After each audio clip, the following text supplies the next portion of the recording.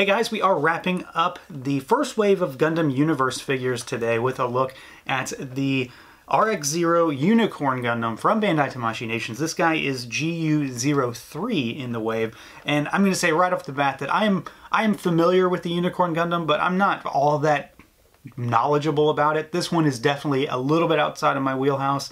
I don't get in too much into more modern Gundam shows. I'm just woefully behind on watching them. It's not for a lack of interest, it's just I haven't done it. So I do have some familiarity with this one, but not nearly as much as the last two. That said, it looks like a pretty cool figure. So we've got this guy here in the same kind of box we've seen with the others, although this one is slightly different just because of coloring. So RX-78 was kind of a light blue motif, Wing is a dark blue motif, and then this one is that kind of, you know, the red pinkish look that covers this Gundam. So they kind of flow with the colors of the figure. So it just looks a little different. Otherwise, it is still basically the same thing, same kind of box. We've got them there in the window. You've got some artwork on the front showing the Unicorn Gundam, and then the side has a product shot, and then the back has a product shot array of things you can do with this figure, as well as some cross-sell for the other two figures that we already looked at. So let's do it. Let's pull them out and take a look. And here he is out of the package, our Unicorn Gundam, the one that of the three so far in this first wave that I know the least about. I've seen the show once. I don't think I've seen it any more than that.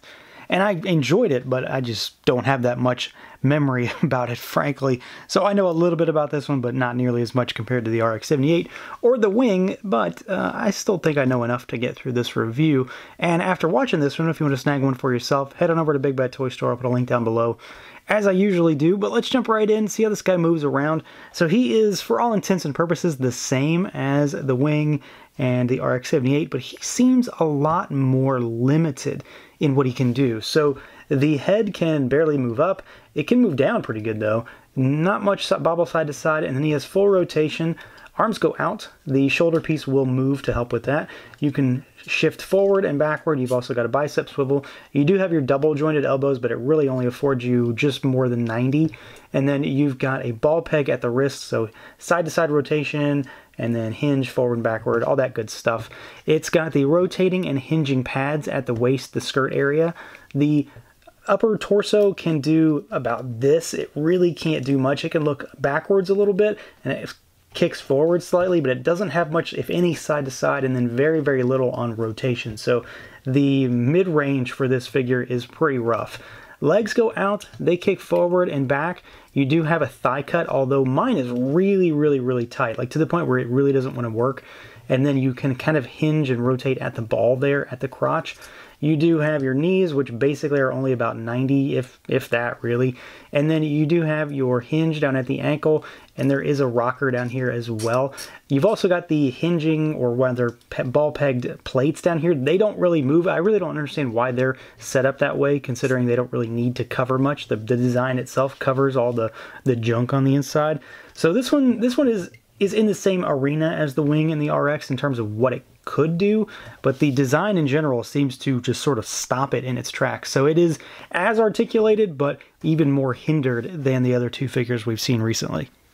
Now, all that aside, my main draw for this figure, personally, is the look and the feel and just the design behind it, because I do like the way this Gundam looks quite a bit.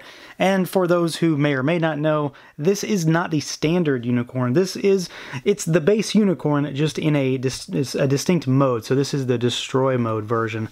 So the regular version wouldn't have the prolonged V, and all of this pinkish color would not be showing. It'd be slightly scrunched down a little bit, so the frame kind of pops open. So you do have a lot more to look at. Otherwise, this suit is really kind of a base mobile suit in a lot of its design, so this kind of gives it a bit of an oomph, a bit of a punch when you're looking at it, because it's definitely unique and distinct. There is a lot of sculpted line work here, just because of all these sections that have to open. You've got these crazy knees that stick out. They don't hinder articulation, they just look funny because of the way they're jutting out from the body. That same kind of design lends itself to the crotch area as well. But you've got all of this pink, which works really, really well against the white. It definitely stands out. It's a very unique color scheme. It's a unique design. The only real negative here is that ideally this kind of glows, and I don't know how they would have accomplished that, maybe making it metallic or something. So I kind of wish it had a bit more luster to it, but I do like the color that they chose. I think it works really well. And it accentuates all of the line work that's in the crotch, in the legs, and then of course up in this torso area that moves out into the arms. And the arms do have a little bit of a hidden feature almost, if I can actually get one to pop out. So the arms have beam sabers that pop out of the kind of wrist gauntlets here, and they're in there really, really good. So you just pop this guy out, and then you can, you can attach a beam to the end of it. There we go. So you've got one here, and then there's one on the other side. So he's got a couple of these, and then of course there's even more for this particular suit. I wasn't sure if that was going to come out or not when I first saw it, and then yeah, it just pops right out, and you can use it with the included beams that come with this figure as far as accessories. And then you've also got the big backpack on its back, which is a distinct color from the rest of the figure. So this is all kind of navy blue, black, and then some metallic pink. And then you've also got the rear skirt piece. You actually have to assemble this. This is sitting in the tray. I think it makes the figure too deep otherwise. So you've got that, but it's just quick plug and play. And then of course you've got this head sculpt here, which does look fairly standard Gundam. It's a very classic Gundam look, except for the humongous V up there. So you've got the large metallic color, and of course you can kind of tell that it sort of folds out on itself. It's got those little segments that are sculpted in. But otherwise, it's just a nice stark white with that pink color and a very classic, nicely sculpted Gundam head. Now, as far as accessories goes, this guy comes pretty well loaded. He is just as flush with accessories as the other two figures. So to start with, you of course have got some swappable hands. So you've got a trigger finger hand for his right, and you've got a gripping hand for his left.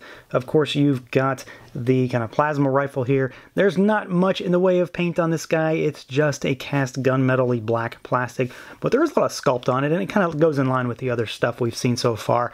I don't expect we're going to see a lot of paint on the guns in this line. The shields seem to get most of that attention, and it works for me. So you've got his shield here that actually has a unique connector. It pegs into a slot on the wrist and kind of wraps around and holds itself in place. So it's not a standard just clip. There's a little bit of a flare to it, but it does have a really nice sculpt. It's got that same continuation of the pinkish color scheme, and then of course you've got a little gunmetal black in there. This guy does have two more beam saber hilts, so you've got these, and they actually peg into the backpack, and these pieces are articulated. They move around a little bit, and you can pop those out. Same goes for the ones on his wrist, and you can attach the actual beam itself, and these are the same thing we saw with the RX-78. He comes with two of these, so you have 4 beam saber hilts, 2 beams, and then you've got the shield, and then you've got the gun, and you've got the adapter for the shield. So he has a lot of stuff in terms of armaments, no more or less than any of the other figures, but I think he comes with a really well-rounded arsenal, so you can get him into some good poses with a varying array of weaponry. So overall, there is some good and there's some not so good with this figure. Most of the good lies in the aesthetics, in the design, in the feel of the figure, and then of course from its pretty solid array of accessories. The real negatives with this one lie in the articulation and the fact that he just doesn't want to move as well as the other two figures, which admittedly aren't all that well articulated compared to a lot of other lines. So this guy is very hindered in terms of what you can do with him. You'll get him into some poses, but I don't think he's going to be as easy to work with as the other two. That said, he still does look really imposing, really cool, and I've got no QC issues on my figure. And again, I'm a sucker for this line. It's really drawn me in, and I think that we've started off with a bang. So that's going to do it for this look at the Bandai Tamashii Nations Gundam Universe Unicorn Gundam. Let me know what you guys think. Feel free to like, comment, subscribe, and share, and until next time.